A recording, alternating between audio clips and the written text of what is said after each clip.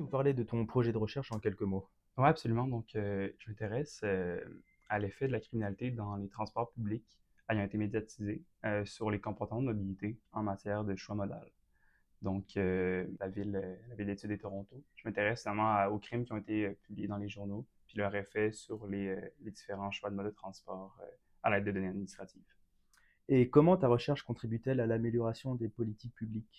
Essentiellement, elle s'inscrit dans une dynamique donc, d'amélioration de politique publique en matière d'urbanisme, de mobilité urbaine, de sécurité publique, puis finalement, par extension aussi pour les questions environnementales, parce qu'évidemment, favoriser l'utilisation du transport collectif me semble être une piste qu'on devrait utiliser dans nos villes pour répondre à la question de la crise climatique. Donc, je pense que ça concerne essentiellement ces politiques-là. Et quelles sont les prochaines étapes de ton projet et comment envisages-tu son évolution? Le projet est quand même bien avancé, donc j'ai déjà présenté les résultats au congrès de l'ACFAS au mois de mai dernier, qui avait lieu à l'ETS.